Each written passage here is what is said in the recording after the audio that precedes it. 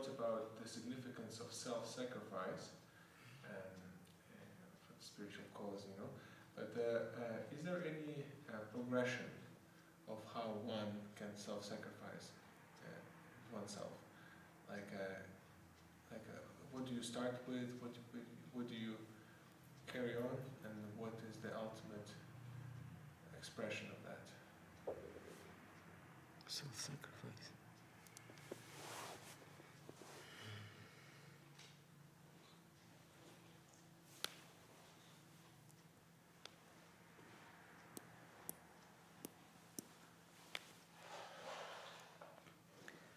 Self-sacrifice, first of all, it's sacrifice of your time and your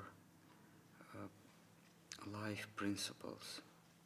This is self-sacrifice. Time is characteristics of a process or movement, as we always say. And the living soul is a process. It's not something stagnant. It's dynamic conception. So time is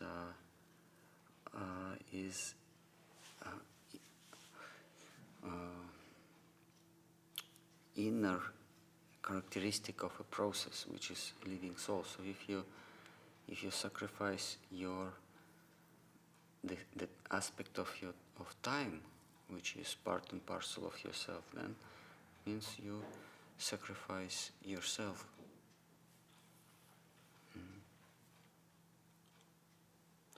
And so time is a movement, and principles or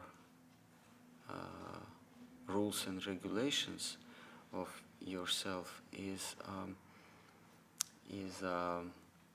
the direction of that movement. So living soul embodied in this world is limited or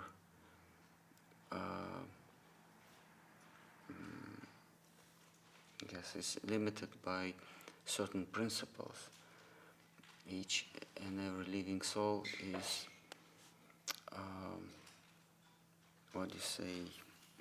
conditioned how he behaves and in what direction it moves. Like in human bodies, we are conditioned by rules and regulations of civilized life. We know what is good, what is bad, how we should act, or what we should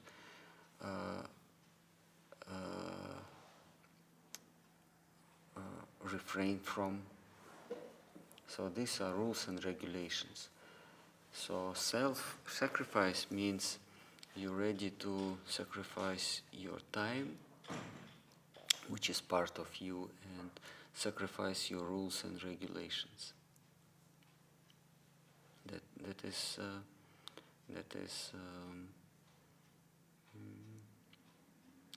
self-sacrifice. Like Arjuna, he wanted. He chose for himself. At the moment, he chose for himself the rules and regulations of a renounced order. He said, Krishna, I would follow the principle of non-violence. I don't want to harm or hurt anyone. So now I'm a follower of non-violence religion. And Krishna said, okay, you have chosen this principle, but for me, you have to sacrifice it. Arjuna, after long talk, he sacrificed his idea of non-violence. In other cases, like Valmiki, he was, not Valmiki, that Valmiki, the hunter, Mara, his name, before initiation, his name was Mara. Mara means death. So Narada Muni told him, what is the principle, why you kill these animals, why you torture these animals? And he said, that's my living principle. I was told and I was taught by my parents, my grandparents, how to survive in this world. To survive in this world, I have to kill. I have to kill animals. And Narada Muni told him, now you have to sacrifice your life principle.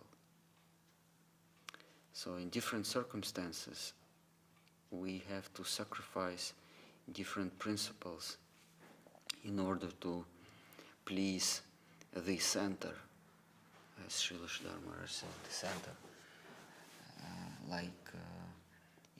In the highest stages of our existence, of the existence, a living entity must sacrifice everything, all her principles, rules and regulations, like even good name. The good name has to be sacrificed, like damsels of Vrindavan. They were married women. Mahaprabhu, London, West London. They had to serve their Brahman husbands, and they prepared. You remember, they prepared so many paraphernalia, so many particles of sacrifice, and their husbands, they were waiting in this sacrificial arena for their wives to bring that paraphernalia, the fire, the flowers, and this and that. And Krishna met them on the way, and he asked, what are you going to do? Where are you taking all these particles, this sacrificial Ingredients, yes. And they said, well, we are carrying these things to our husbands. They want to please the Supreme Lord, God, and we are their stri, means wives, and they are our patis, our masters, so we carry it. And Krishna said, no, don't carry it. Don't carry these ingredients to them. Better give it to me.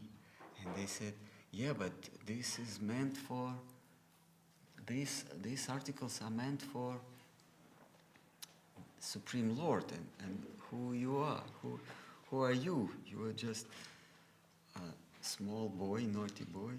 And Krishna says, look at me, please. I am thirsty. We and my brother, and my friends, we were astray from our path with calves and cows. And it's a long way back to home, and we are thirsty and we are hungry, please. And these women, they sacrifice Dharma, the principles of Dharma. This is sacrifice. So when we talk of self-sacrifice, first of all, these are rules that we are taught and we are accustomed to follow. In certain circumstances, even religious principles, we have to sacrifice. But we are talking about highest levels.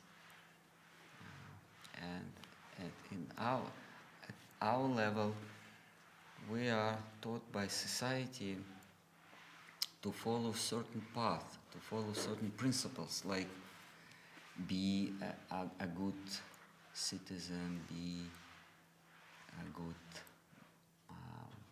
follow certain laws and regulations in the society.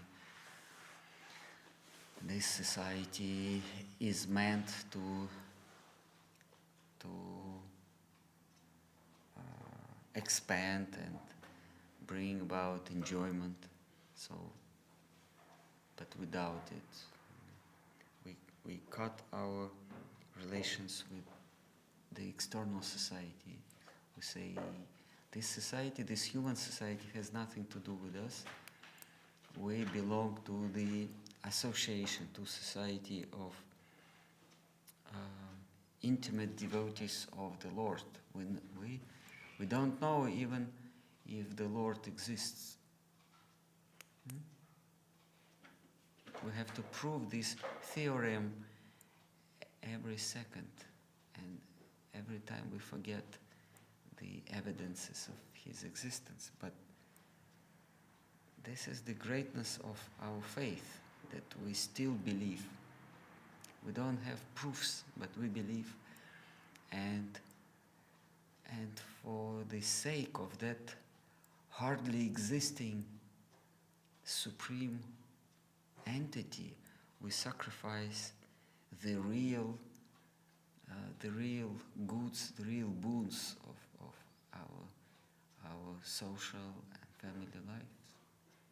Maybe. The real what? Real boons and goods and benefits. This is something tangible. We can see the benefits of our bodily existence, but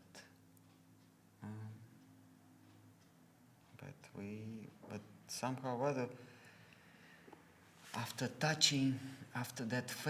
touch of the faith, we're ready to sacrifice something tangible, something realistic, in order to be in touch with something invisible, hardly existing, vague. Like when Krishna, he was a pupil, a disciple of that Sandipani Muni, I forgot that Brahman who taught them for 64 days. Maybe Sandipani.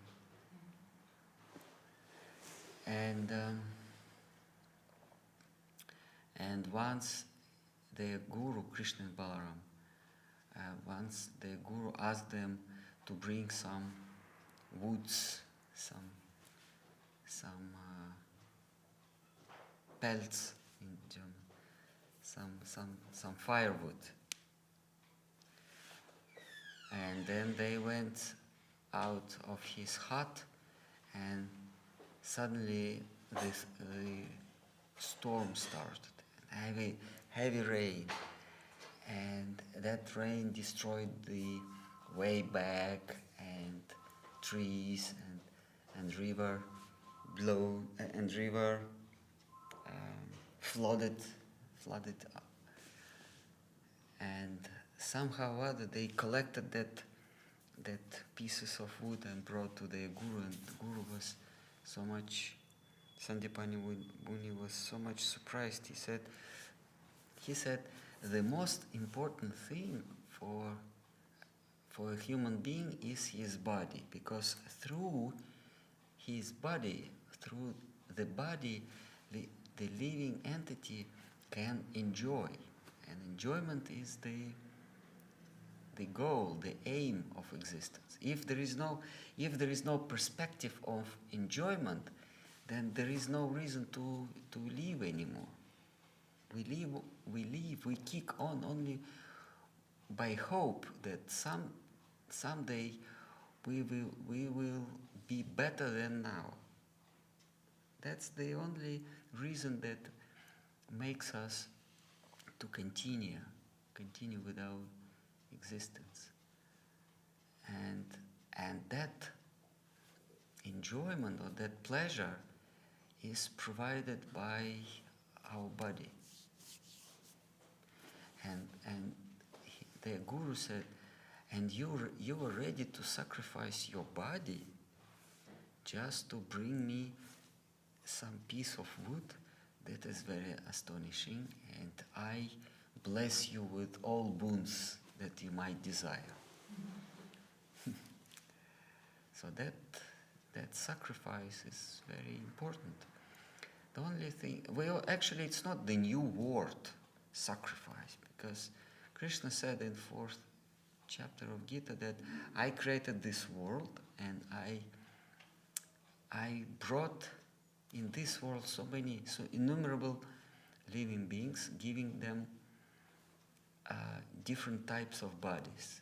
And the universe is supported by mutual service or mutual sacrifice. You sacrifice something, you get in reward something else. So if you sacrifice the part of your labor to demigods, they will give you rain, they give you sunshine, they give you, the Mother Earth would give you grains, and so on, and so on, and so on. So you will support yourself by giving a part of your work, part of your labor to someone like king or demigods. And the king gives you protection or gives you food in time of deficiency. And demigods also bless you with their boons, the good organs, good health, good mind, good fortune. This you get from demigods.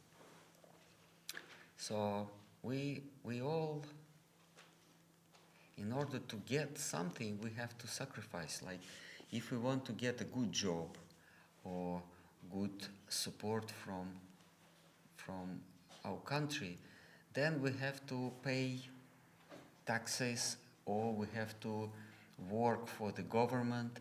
We have to sacrifice our time, our efforts to government, or we have to sacrifice our time to learn in university, then we get good job. So it's all like trade. We give something, we get something in return. So this is not something new to sacrifice and get benediction, get something in return. But what is new in Vaishnava teaching or in teachings of our gurus, you have to sacrifice to the Supreme Lord.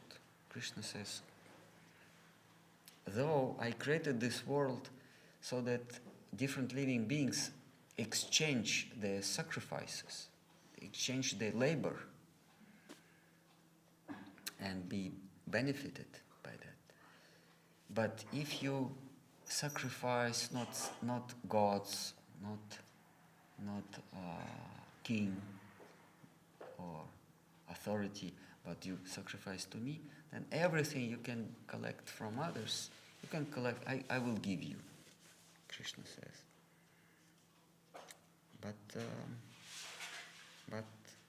in what is special about Rupanuga teaching, that you have to sacrifice even your piety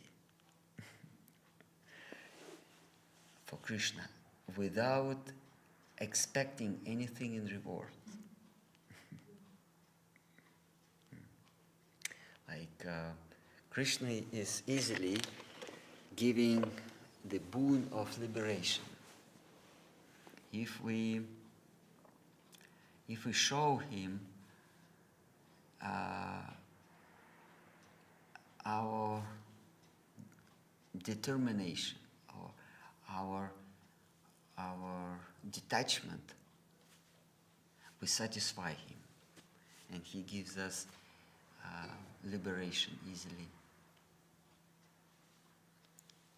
But in highest levels of devotion, he does not give anything, but he takes from you even detachment. Not that attachments he already took, and you become totally detached. You become free, you become liberated.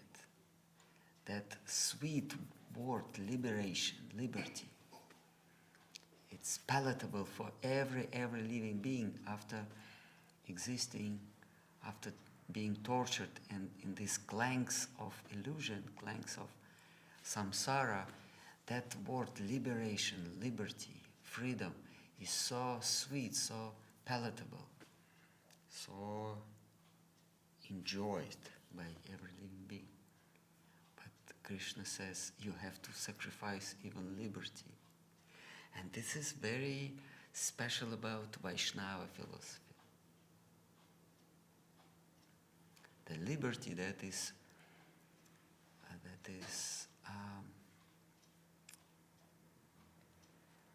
hankered by all living beings must be sacrificed. That is the highest self-sacrifice, to sacrifice your freedom, because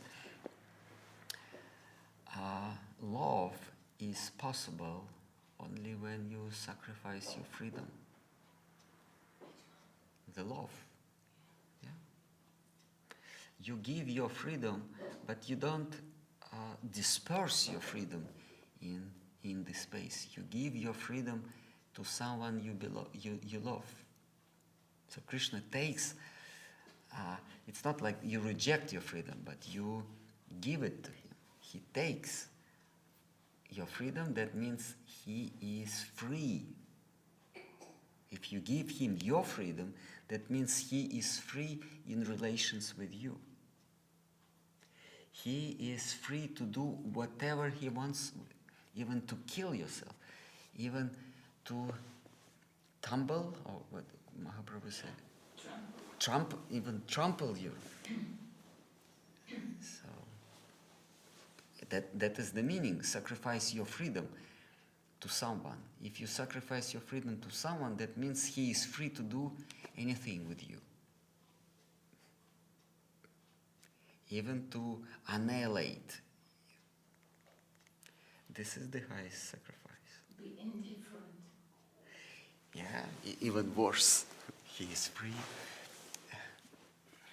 It's like you in love with someone completely. You just forget about yourself. Your only desire is to satisfy him. But he is negligent. He doesn't care about you because he has someone as his mistress. And you bring him pizza, and you give him all your money, you work for him, and you sleep at his door outside, waiting. Maybe he or her or she, his mistress, open the door, or bring me some pizza, and shut the door. And you go and you sacrifice your chastity to get some money to buy pizza and bring them. And still he is this is the sacrifice. Terrible. But it will end. No, never. If you think it, and then there is self-interest. You're happy when he is happy, and he is happy. Yeah. Radharani says, I would rather give my service to anyone, but I see no one is able to do that. But I'm ready. Okay, come over. Take Krishna. If you're ready, if you're able to satisfy him, okay, no problem. I serve you.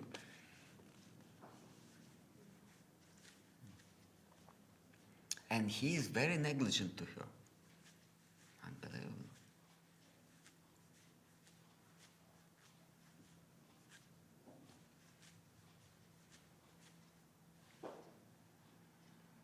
Поматросил и бросил. I don't know how to translate this.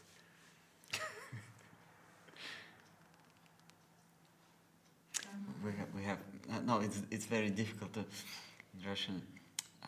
You know, matrosen. Matrosen.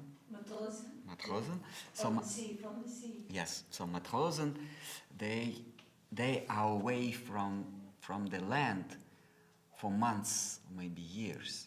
So they are very eager to satisfy, to enjoy with girls, with ladies, when they land finally. So in Russian we say to matrosen means to use you and then leave you. Like exploit one time.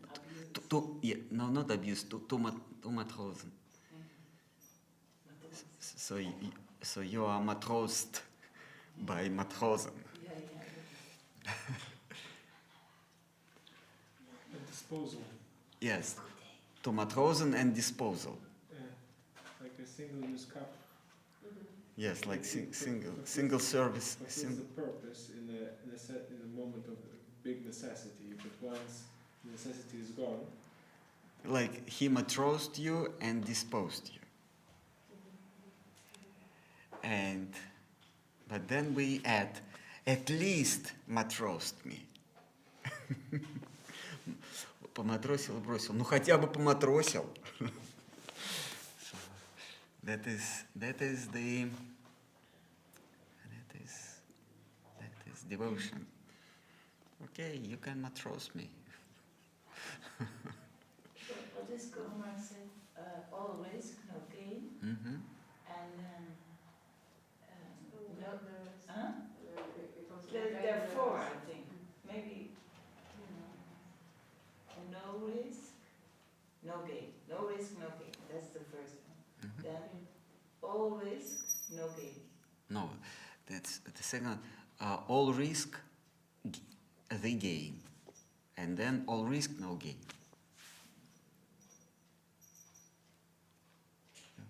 But this concept of self-sacrifice is a very high stage in Vaishnavism. Yeah, it just of this theoretically. It's not applicable to our situation. Just theoretically. Complete surrender. Then you must have given your false ego and everything. First, false ego. Surrender means reject your identity. Because once you have any identity, then then you do not sacrifice everything. Because once you identify yourself as, let's say, as Hanuman, okay? So Hanuman explains, I cannot reject my identity as a beast. I can give everything to my beloved Lord, but I am still the beast. So he says, I cannot serve him as Mother Yashoda, as mother, because I have my identity. But Saraswati says, the highest stage, when there is no identity, that means you can reject even your form, your identity. When Srila Dharma says this is sixth rasa. They have no identity. They are ready to serve in any position, in any form.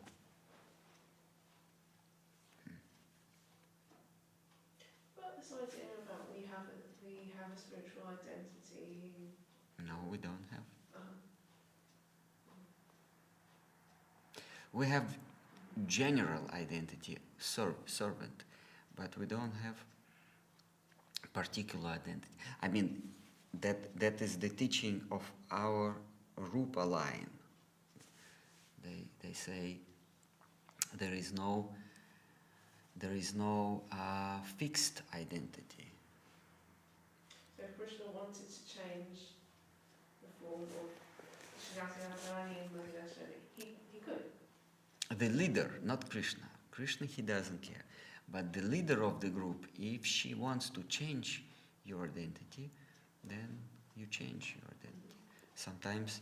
Sometimes she goes out to collect some flowers for Krishna, and this particular morning there is no flowers. Sometimes it happens. Someone picked it up before. So, but there is need to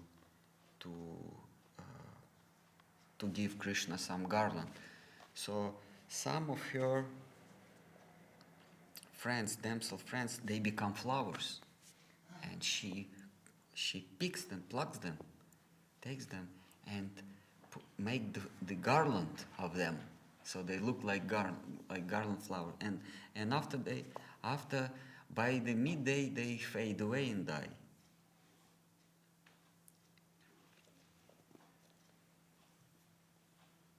So sacrifice your, like she wants some flower, but Gopi say, no, we're not ready to become flowers, because we have to satisfy our beloved Krishna.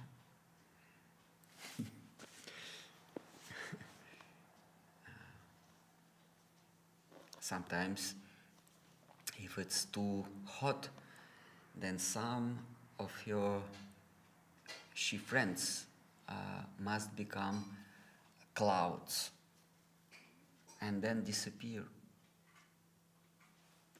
forever. Just to protect Krishna from sunshine, they become, for a moment, clouds.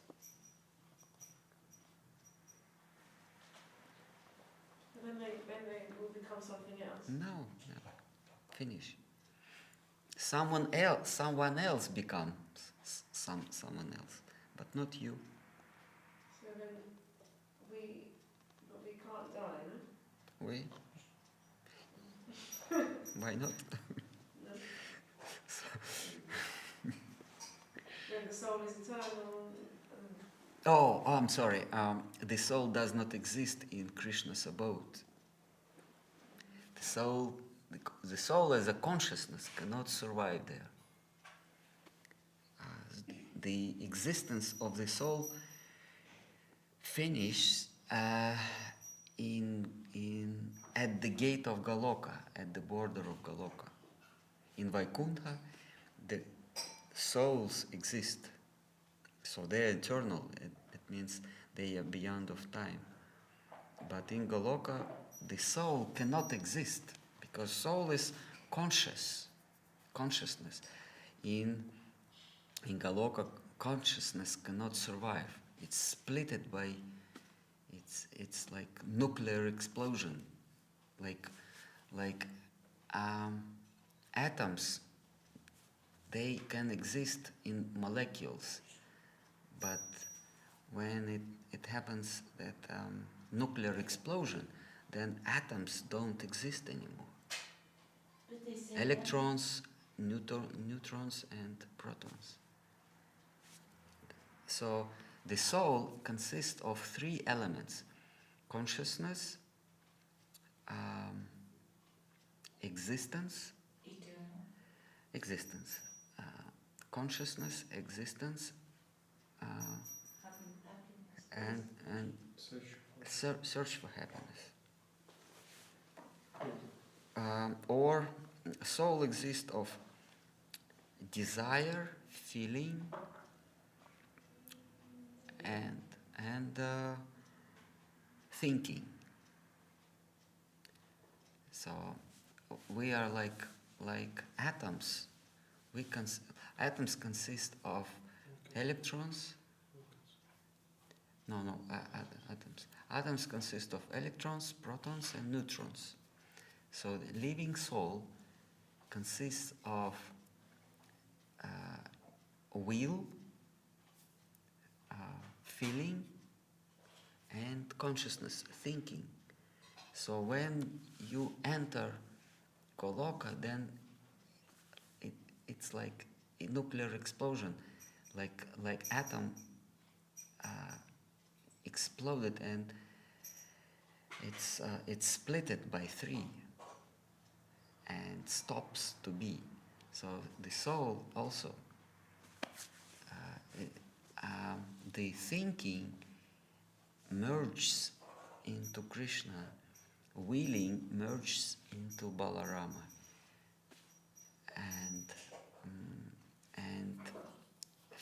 and feeling merges into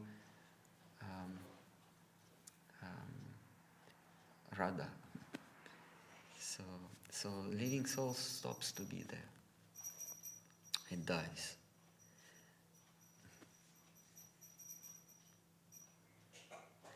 So in that highest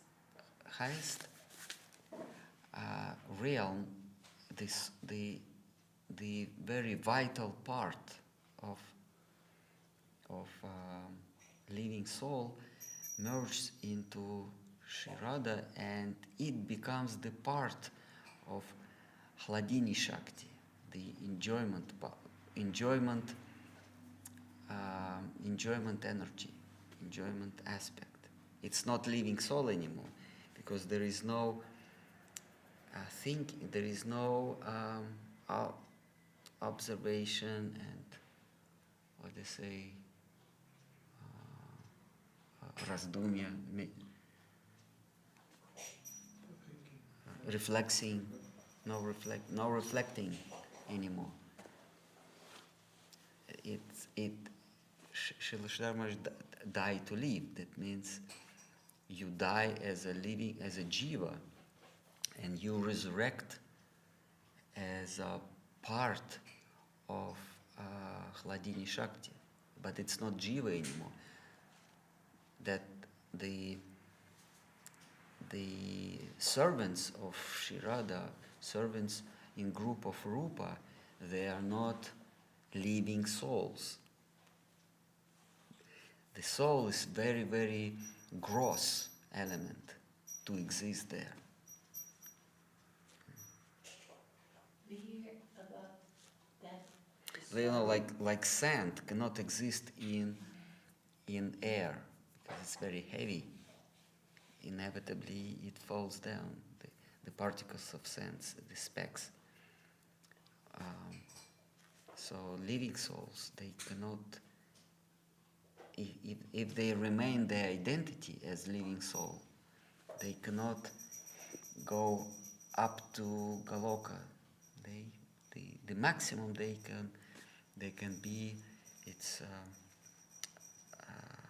Ayodhya, the abode of Ramachandra, Dwarka, maybe.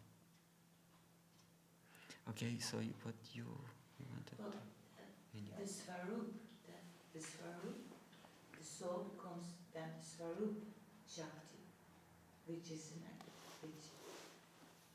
merges, I don't know the word, but then becomes a servant in the group of certain group. Yeah. Certain. There are many groups, Yeah. many clans. Yeah. We call it then the soul. But in some groups, you maintain your soul identity, your jiva identity, and in very, very intimate group, there is no identity of soul.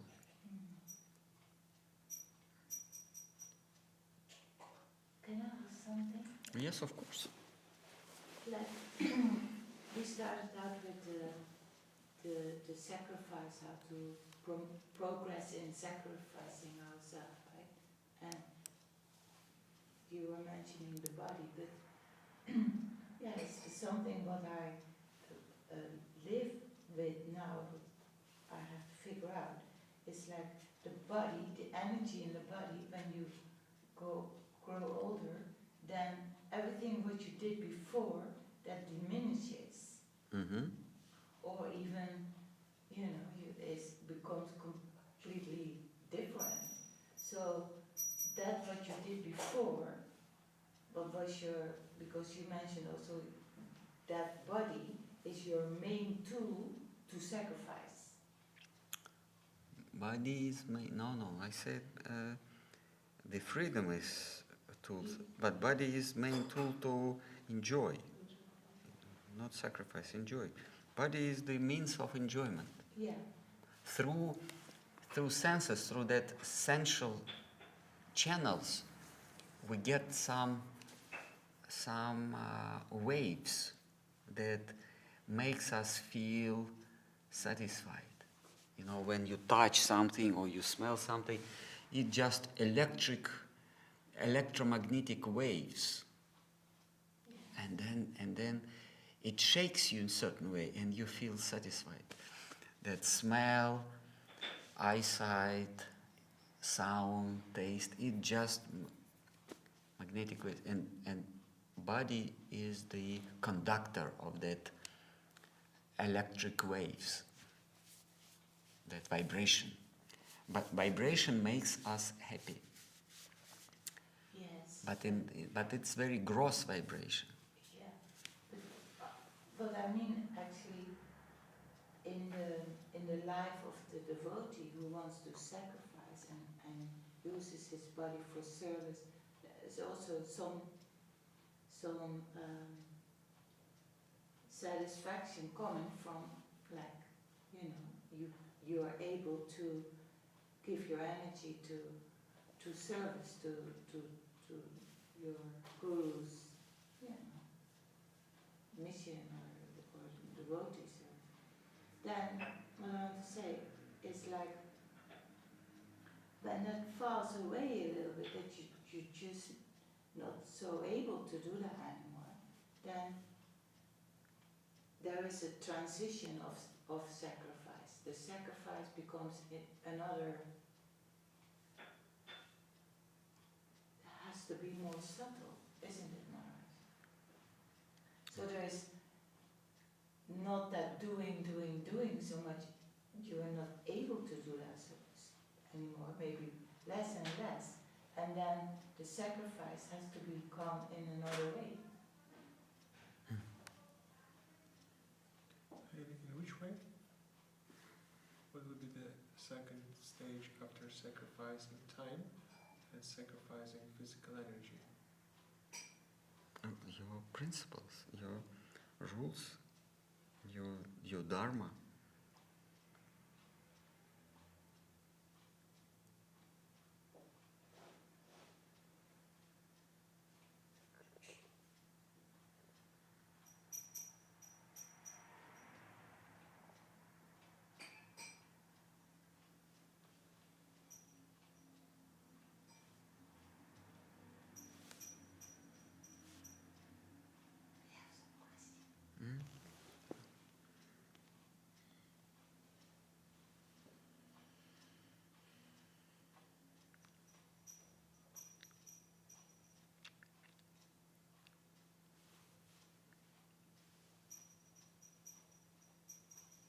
No, it's very interesting because I'm thinking about dying as a rain cloud. I thought the song was I didn't really understand. I thought it was something permanent. We think, how Krishna be suffering from sun heat. He can remove it. No, he cannot. Because he wants his devotees show compassion and protection to him. So Be ready for everything, for anything. yeah. But isn't the constitution of the soul to be eternal servant? Yeah. So when he enters the spiritual realm, Yes. will he not serve eternally there? Servant. Yeah.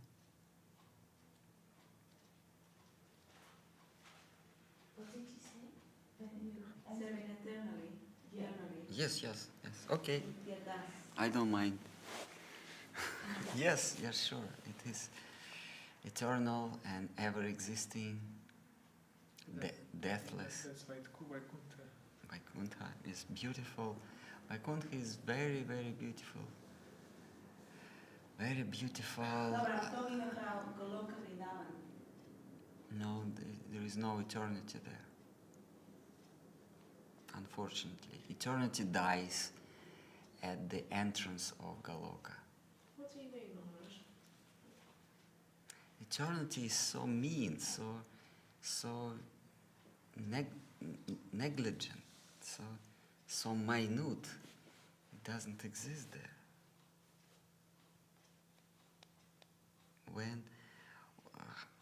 When there is happiness, there is no question of eternity. Why you carry this suitcase of eternity with you? It's very heavy. Because eternity is with the soul. Oh yeah, okay. And that goes. But I think also. Eternity means existence. And existence is very disgusting thing.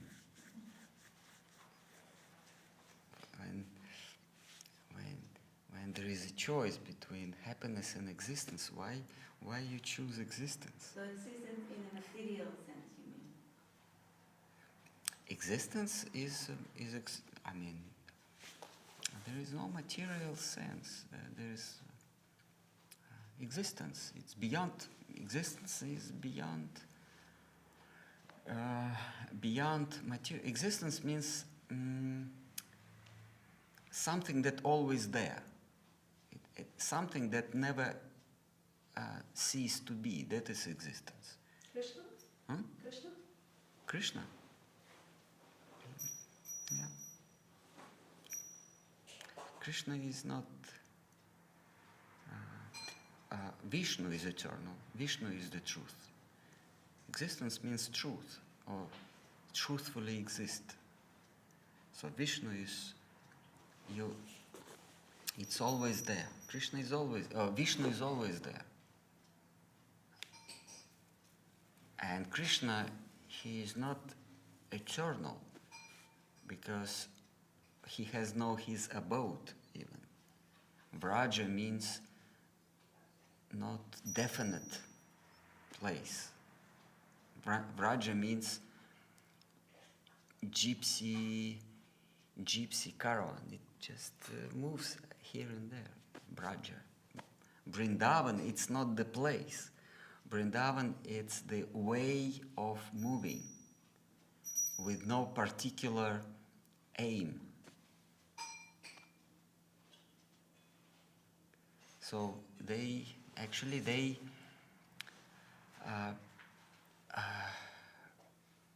before age of 5, Krishna lived in Gokula, means certain place, certain village, but his people were depressed, or they were attacked by demons. So Krishna said, "Let my people go," like Moses. So we have to go, otherwise they will bother us more and more. That Pharaoh, that Kamsa, he will bother us more and more intense and more intense. So we have to leave, and if we stop at some place, we will have trouble. So we have to move. That means Vraja. Vraja means here and there, hovering or wandering. So Krishna has no particular abode. In Brihad Bhagavatamrita it says that, who said that? I think Hanuman, or He said, I don't know even where Krishna lives. So, yeah, I don't know because, and then he says, no one knows where he lives. Not Hanuman, I think it was Dhruva or Prahlad. He said, I don't know where he lives. So that means he is not existing. Existence is very something low grade. It's like a photo. Yeah. I think so. If I clear, I'm not sure if I clear in saying that. I think to understand transcendence with the body brain, how is that possible? Already here in the material world, like I can do more and more, like the miraculous of the material world already, and the body and how Krishna is, who is in every atom. That's already like so wonderful, right? Krishna is in every atom. Krishna is not limited by eternity. No. Already in the material world. Krishna is not limited by infinity. We are told that in his abode, Bhakti is always existing, but not living souls.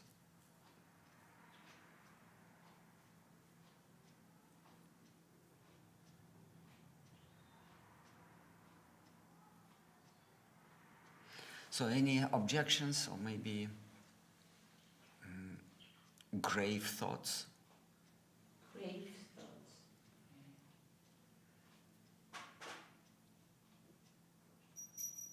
Maybe the learned audience wants to add something?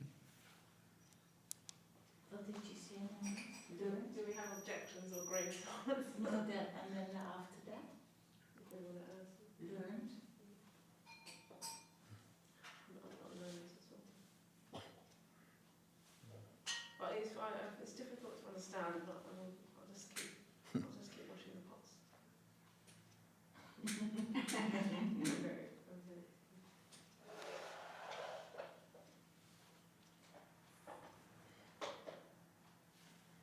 It's mainly, I think, if we can learn to give up the ego, that is the problem of everything, then we can become more like everything in a random situation, go with the flow with everything, because we want, that's already fine. No, not fine, it's wonderful. No?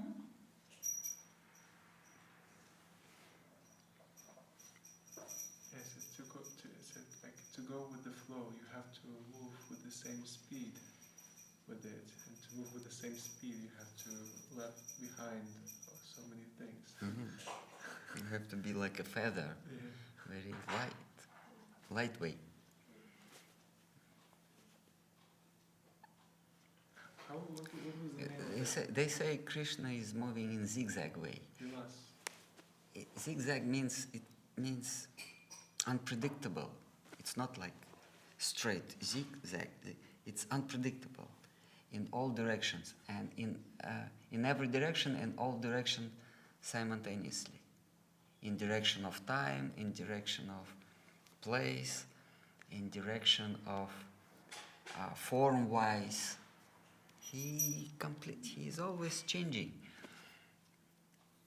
And to follow him,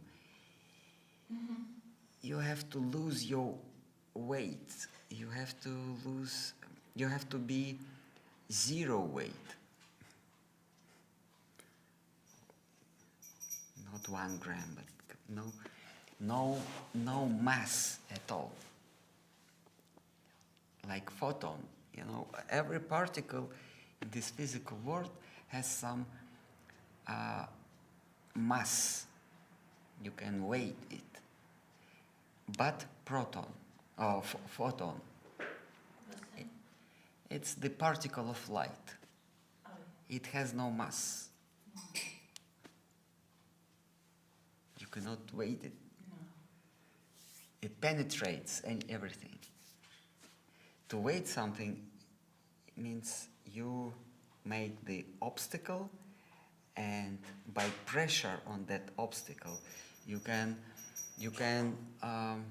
calculate the pressure, and this is we call weight or mass. But the particle of light, it goes through everything. So, to follow Krishna, Srila Maharaj says he is always disappearing beauty. So, disappearing means he's not there. One step ahead. One step ahead. What did you say? One step ahead.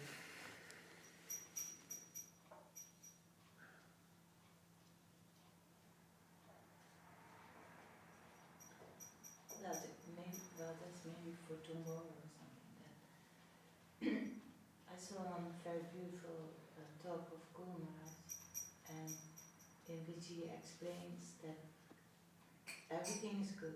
There's nothing bad. The bad is in our eyes. It's the oozing in our eyes, like the jaundice.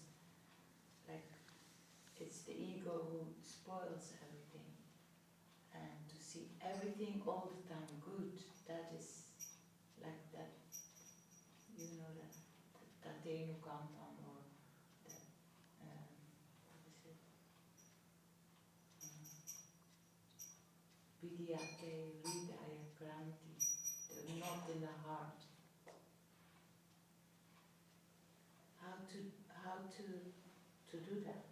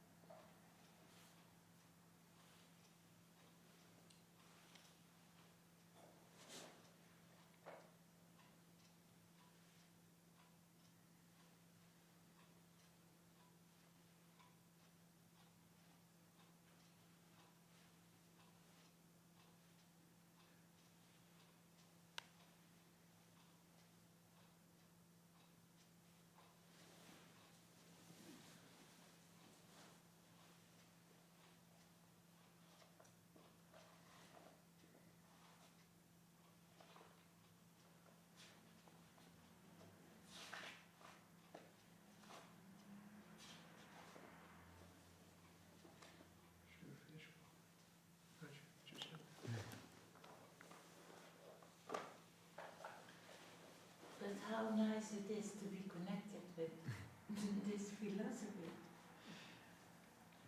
What a undeserved gift has come to us. I mean, undeserved for me. You all deserve it, but for me, I know who I am, so I think, wow, how come this to me?